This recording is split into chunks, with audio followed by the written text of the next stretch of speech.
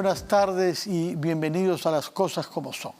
Hemos recibido para comenzar nuestro programa de hoy a un abogado, Luis Herrera, con mucha experiencia en el sector privado y en el Estado, porque se ha desempeñado hasta hace unos meses como jefe del Gabinete de Asesores del Ministerio del Interior durante el periodo en que estuvo el ministro Mariano González, que como sabemos se dio el tiempo para crear la comisión de investigación, el grupo de investigación de corrupción en el poder, antes de ser despedido por el presidente Castillo.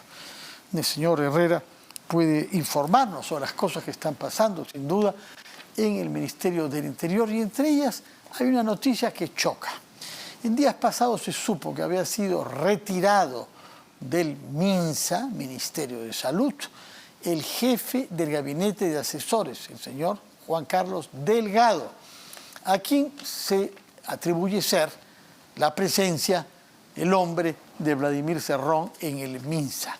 Cuando se supo lo que había pasado con el ministro del Interior, Jorge López, que llevó a su retiro, cuando se supo que habían funcionarios de ese ministerio que habían aportado, pitufiado, dinero a las cuentas de la madre de los hijos del ministro López, rápidamente se pensó en el señor Delgado como la persona que habría ordenado a estos funcionarios que realicen esta práctica dudosa. Pues bien, el señor Delgado salió del ministerio y menos de 2 semanas después reaparece, esta vez en el Ministerio del Interior, que usted conoce bien.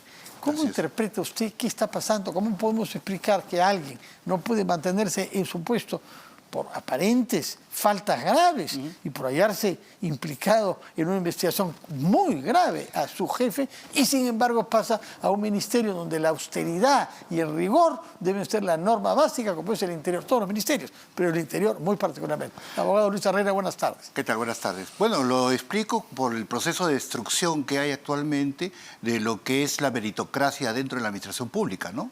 Queda claro que la decisión del ministro es una decisión eminentemente política. ¿Por qué? Porque todo funcionario, y sobre todo cuando va a ser asesor del despacho ministerial, pasa por un filtro, ¿no? El Ministerio del Interior, sobre todo, tiene una dirección de inteligencia que emite un informe con respecto a cuál es el perfil que tiene cada funcionario, si es que tiene cada candidato a funcionario, si es que tiene denuncias, si es que tiene algún tipo de situación que pudiera poner en entredicho la transparencia y la eficiencia del ministerio. Entonces, siendo una noticia pública, ¿no?, lo que estamos comentando del señor Delgado, más allá de la vigencia y la presunción de inocencia, obviamente es un pésimo mensaje para la transparencia y la motivación de los funcionarios públicos que se esté contratando pues asesores que tienen estos problemas. Es una decisión eminentemente política del ministro. Por otra parte, usted ha mencionado inteligencia y nos ha recordado que hay una unidad de inteligencia específica del ministerio, diferente que la de la policía y sobre todo diferente que la de la DINI, la Dirección Nacional de Inteligencia, que es el órgano rector y que no está en el Ministerio del Interior, sino en la PCM. Y ha habido una información el día domingo en un programa dominical en Willax, según la cual el señor Vladimir Cerrón, que es el jefe de un partido político y que es una persona condenada por corrupción, ha venido recibiendo dinero de la DINI por su supuesta colaboración aportando datos a la inteligencia. Él ha contestado vía Twitter diciendo que un revolucionario nunca puede ser un soplón, pero lo que nos importa saber es si ha cobrado 40.000 soles o no, y parece que no es el único, ¿no? ¿Qué sabe usted de eso? Mire, directamente no tengo la información, pero sí en cuanto a la estructura del sistema de inteligencia, ¿no? O sea, el sistema de inteligencia tiene ciertamente informantes, pero los informantes son protegidos frente a cualquier tercero, pero la DINI sí tiene la información de a quién responde cada uno de los códigos. Por tanto, la Comisión de Inteligencia del Congreso de la República está completamente autorizado para pedirle la información de detalle a la DINI y diga, ok, estos informantes con estos códigos, ¿quiénes son? Y en sesión reservada, ¿y cuál es la actividad de información que están entregando? Por ejemplo, están entregando información sobre algún riesgo peligroso de algún funcionamiento de bandas en las fronteras. O sea, cada código responde a una función de inteligencia. No es que no se entrega el dinero abiertamente, así como así. Entonces, lo que está pasando aquí, como digo, es la deformación y el uso abusivo del sistema para provecho propio. Eso es lo que está, como digo, destruyendo pues las bases de la administración pública, pues. Y eso es crítico porque desmotiva. O sea, una administración pública para que funcione tiene que tener 4 cosas. Tiene que tener metas, tiene que tener planes, tiene que tener personal y tiene que tener liderazgo. Entonces, si tenemos un sistema de administración pública que en estos momentos no tiene ni metas, no tiene ni planes y tiene personal, ¿no?, como el que estamos comenzando en el primer caso, investigados, ¿no?, y donde se está haciendo uso abusivo de los recursos para pagarle a personal cuasi fantasma, ¿sí?, y sin liderazgo, estamos pues en la debacle de la administración. Fantasma, pero el señor Cerrón, en tanto que investigado y ya condenado en otra causa, tiene interés en dar informaciones falsas. Yo soy una persona bien ubicada para saber muchas cosas. Ha sido gobernador regional de Junín, como sabemos, elegido 2 veces. Es una persona cuyo partido tiene implantación en varias regiones, sobre todo de la Sierra Central y Sur. Efectivamente, necesitamos información, necesitamos que haya una DINI profesional que sepa lo que está pasando en el Braem, por ejemplo. Es dable que una persona que tiene un sesgo y un interés partidario específico y que además ha sido condenado por corrupto pueda recibir plata del Estado. No, para nada. No, porque si es un líder político y tienes información, como líder político debiera estar justamente dando esa información para mejorar las políticas públicas y mejorar la acción del Estado. No tendría por qué estar usufructuando el patrimonio del Estado fingiendo la entrega de información, ¿no? Eso es lo que hay que investigar, ¿no? O sea, realmente el caso de la DINI, el caso del Ministerio del Interior, nos muestra que tenemos una administración pública que está mal acostumbrándose a tener funcionarios corruptos, a mantener camarillas de poder y de corrupción, como por ejemplo ha venido pasando por tanto tiempo en gobiernos regionales, en gobiernos locales. O sea, se vuelve una costumbre y eso es lo que tenemos que combatir, ¿no? De acuerdo. Es algo peor que un funcionario que no sea idóneo. Este no es un funcionario mediocre, es un funcionario que puede ser contraproductivo, que puede desviar la acción del Estado y que puede al revés distraer y pasar información sobre lo que no conviene, porque estamos ante investigaciones que tienen que ver con el entorno del presidente. Amigos y parientes de él son prófugos y el Ministerio del Interior y la policía y el equipo especial hasta el momento no han podido capturar a nadie. Explíquenos cómo ve usted ese desempeño. Comentábamos hace un tiempo, ¿no?, justamente por qué los equipos especiales a veces no pueden tener capturas rápidas. Y es lo que decíamos, el compartimentaje de información. Cuando los propios órganos de poder violentan los compartimentajes de información, entonces ¿qué captura es posible? Entonces, si estamos viendo de que la DINI está infiltrada, de que la DINI está siendo utilizada malamente para mantener recursos, desviar recursos a líderes políticos que están protegiendo, ¿no?, o impidiendo o interesados en impedir investigaciones policiales, entonces, ¿de qué acción real vamos a estar hablando de parte de estos equipos especiales? Se encuentran pues limitados, se encuentran bloqueados por este accionar. Hace unas semanas se nos dijo que había habido una operación exitosa, no 100%, pero mucho, contra el jefe de los remanentes de Sendero Luminoso en el Braem, el señor Quispe Palomino, que se logró tomar posesión del sitio en donde se guarecía.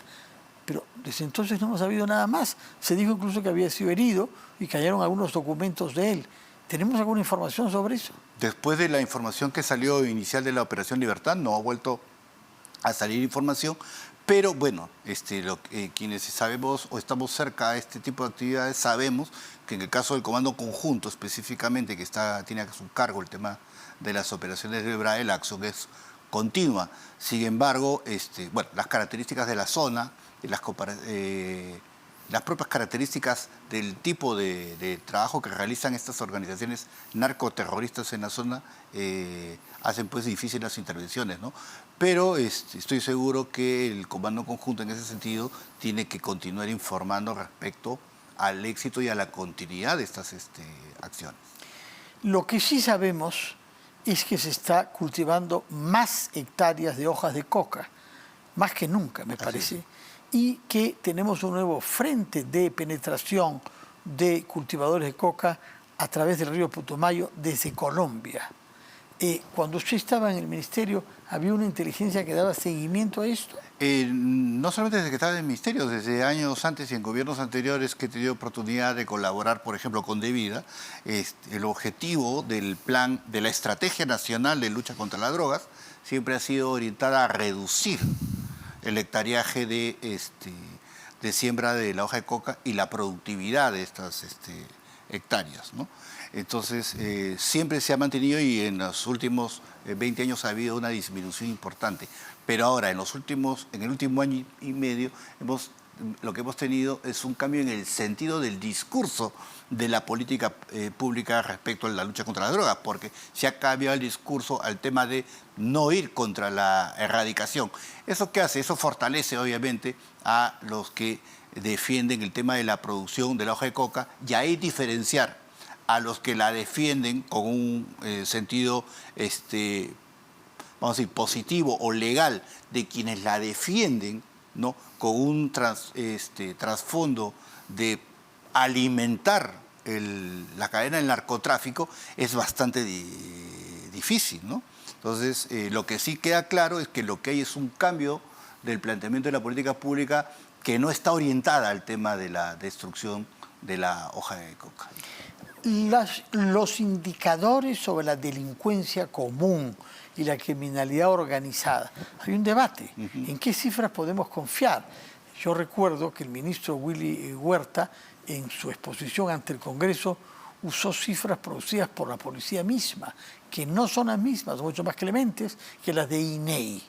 ¿Por qué es que hay discrepancia en la data que debe medir objetiva y rigurosamente en qué estamos? De victimización real y de percepción de la victimización. ¿Por qué puede haber discrepancia? Hay discrepancia por la fuente de la que se obtiene la información. El INEI trabaja sus indicadores sustancialmente de las encuestas nacionales tipo la encuesta nacional de hogares.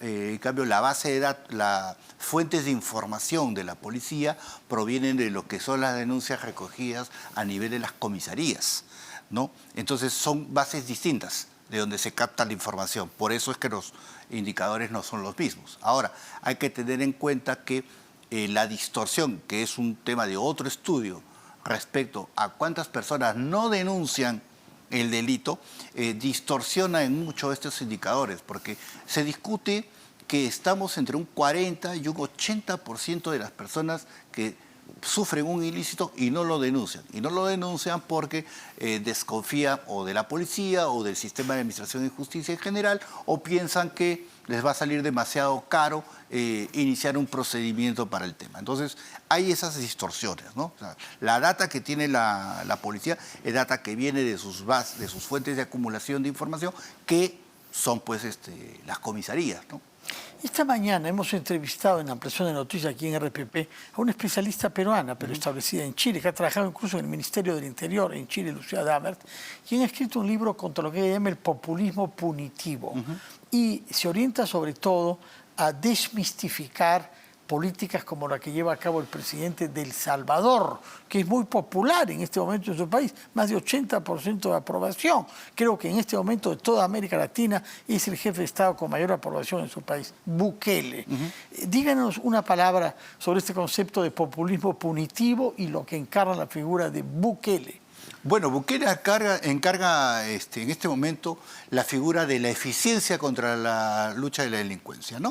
O sea, porque una acción que es enfrentar las bandas, en este caso de los maras, y el efecto de esto que es la reducción clara de los indicadores de delincuencia. O sea, prácticamente es amenaza contra amenaza. Tú robas y yo le quito la alimentación a tus presos en los penales, ¿no? Amenaza ¿Eso es legal? No, ciertamente es un tema discutible a partir del concepto de derechos humanos, pero en un concepto más amplio, hablando del tema de populismo, para enfrentar el tema de la lucha contra la delincuencia, no solamente es pues como la parte policial, no solamente es la parte de los penales, es sustancialmente la parte del comportamiento del sistema de administración de justicia. Y ahí tenemos la gran debilidad de nuestro sistema, porque nuestro sistema, como siempre lo hemos dicho, ha perdido capacidad de causarle temor al delincuente. Hoy día el delincuente sabe que la norma procesal penal es una norma, por su concepción garantista, ¿no?, que en el funcionamiento termina siendo más favorable al delincuente que al ciudadano. ¿Por qué? Porque como estamos en un marco procesal penal garantista, basta la deficiencia en un formato para que una intervención policial se caiga y el delincuente salga detenido. Tenemos estructuras del delito que, por ejemplo, de faltas. Un delincuente puede robar de manera reiterada un celular en San Isidro, uno en San Borja, uno en el Callao, y siempre va a salir libre porque el tipo de delito así lo manda, no hay acumulación del tema. El tema de la flagrancia es un tema que siempre se discute, pero el tema de la flagrancia no es tanto el tema de que lo detengo de inmediato y lo capturo interviniendo, haciendo el delito y ya lo voy a meter preso. No, o sea, lo intervengo, pero tengo que cumplir con ciertas formalidades y si no se cumple, pues ese delincuente sale. Entonces, la ciudadanía, ¿qué es lo que espera? ¿Por qué la ciudadanía desconfía en la administración de justicia? Porque si este delincuente está detenido, ha estado interno y ya salió a las 48 horas, entonces el sistema no funciona, ¿no? Entonces, el tema del populismo, como usted lo plantea y pone el ejemplo de Bukele, está orientado a decir, ok, ¿sabes qué? Vamos a romper con todo esto y vamos a ser eficientes en la captura, detención y mantener preso al delincuente. Y eso finalmente tiene un impacto en la ciudadanía porque dice, caramba, él sí está actuando, ¿no? Claro que sí, claro que sí. Luis Herrera, muchas gracias. Recuerdo que usted es un abogado que se ha especializado en temas de seguridad ciudadana hace mucho tiempo, razón por la cual fue jefe del gabinete de asesores del Ministerio del Interior, hasta que el presidente de la República decidiera sacar, sin dar explicaciones, a Mariano González y lo reemplazara por Willy Huerta, que es el ministro actual, que es, para regresar por donde comenzamos, el que ha contratado al señor Delgado, que se había retirado rápidamente del MINSA en las condiciones vergonzosas de haber servido para que el ministro pueda enriquecer las cuentas de la madre de sus hijos. Muchas gracias por su presencia acá y muy buenas noches. Vamos a hacer una pausa y retomamos las cosas como son.